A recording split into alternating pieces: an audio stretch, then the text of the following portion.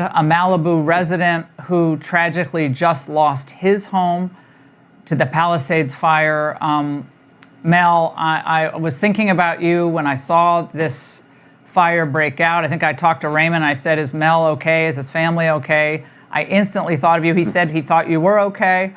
And I'm glad you got out. I'm glad your family is safe. But tell us what it was like to be on Rogan's podcast when I guess you learned that your home had been lost. Well, I didn't learn it was lost. I knew the neighborhood was on fire, then I was in the path. So I was a little tense while I talked to Joe, but he's a guy that can put you at your ease fairly well. So I was doing okay. And I knew that Mel, my family was safe and out of harm's way. Were you able to get possessions that, of course, are really immaterial when you have your family, but I've been to your house. It was an incredible home, beautiful home. But were you able to get anything out of your house? Not much. A few necessary things. You know, my son I said, just go and grab this and this and this. And he grabbed like 3 things and took off. And then, you know, those are okay. Stuff like passports and a couple of papers and stuff like that. But by and large, everything was just, it looked, when I got there the other day, I went up there yesterday, it looked like Dresden, you know, after Bomber Harris got through with it. Yeah. Mel, so nothing left. For those of us watching this from afar, try to convey to us the feeling of seeing your home, your neighbors' homes, and the community there at such a loss. I mean, it's tragic. It makes you really sad. I was actually, you know, there are neighbors I have that I was actually looking at them. I felt worse for them than I did for myself. You know, I look at it as a strange mixture of sadness and almost kind of an elation in a sense that I count my blessings, you know, no matter what. These are things, and they may or may not be replaceable, but they're only things, and we're still here, and I just kind of look at it as almost in a weird kind of way a purification but of course it's very sad, and there were many things, you know, gone in the blaze that you know, I've thought about since. I thought, oh damn, you know, that's too bad. It is what it is, I guess. It was only a month ago that the flames threatened us, you know, 200 meters away on the other side. And of course the wind shifted and it came in and whipped and got us from the other direction. So, you know, you've heard a lot of people say a lot of things about these fires. Obviously the winds were horrific, but they were predicted. I know you know that last weekend, like Friday, Saturday, Sunday, they said this could be tragic with these winds if any fire starts. Sure. Do you believe in what you know so far, anything could have happened like this?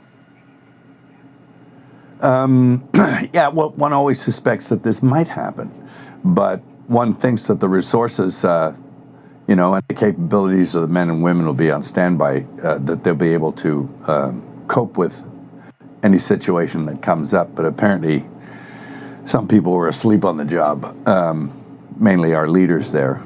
But, you know, that's something they have to live with, and but that's something that community has to live with. And it's really sad. I mean, I have many friends that are, you know, looking for a place to put a roof over their heads, and kids, and you know, they're traumatized. Someone should answer for it. Obviously, still investigating this, and at the same time, Mel, there are numerous complaints, as you alluded to, that the fire hydrants did not have water or water pressure, and the LA fire chief herself reacted. Watch this. My stance on this is when a firefighter comes up to a hydrant, we expect there's going to be water. We don't control the water supply. Our firefighters are there to protect lives and property and to make sure that we're properly trained and equipped. That's my position on this. So if there's no water, I don't know how the water gets to the hydrants. Mel, reaction to that? Well, you know, I know they were messing with the water, letting reserves go for one reason or another. They've been doing that a while. California has a lot of problems that sort of baffle the mind as far as why they do things. And then in the events like this, you sort of look, well, is it on purpose? Which it's an insane thing to think. But one begins to ponder whether or not there is a purpose in mind. What could it be? I don't know. Do they want the state empty? I don't know. Well, Mel, there's already talk, and we played a couple of sound bites of reimagining the way rebuilding occurs. And obviously there's a great need for high-density housing in California and across the country. That's a big push by the climate folks. And you're already hearing rumblings of that. In this case, like goodbye single-family homes, hello high-density housing.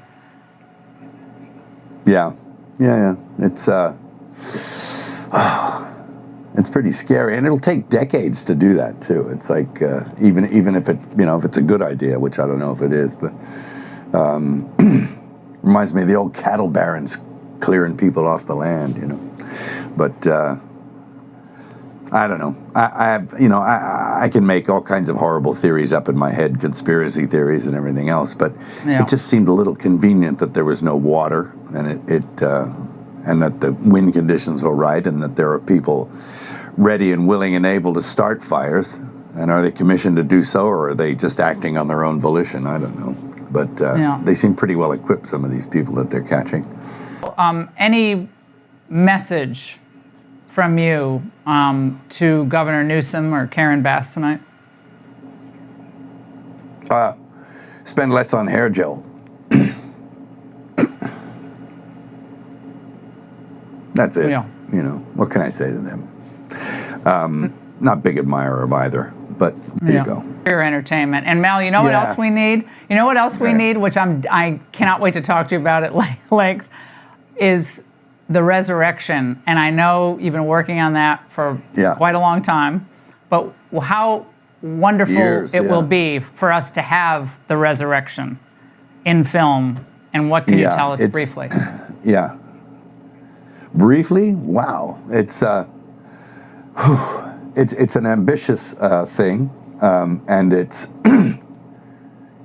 after working on it for 6 or 7 years with Randall Wallace and my brother, all of us kind of contributing to the writing. It's going to be something that I hardly expected. I mean, I think I told Joe the other day. He said, "What's it like?" I said, "It's kind of like an acid trip, but you're dealing with big stuff and big questions in other realms, and it'll certainly be theologically and visually and artistically for me challenging. But you got to step up to the plate and take a swing, right?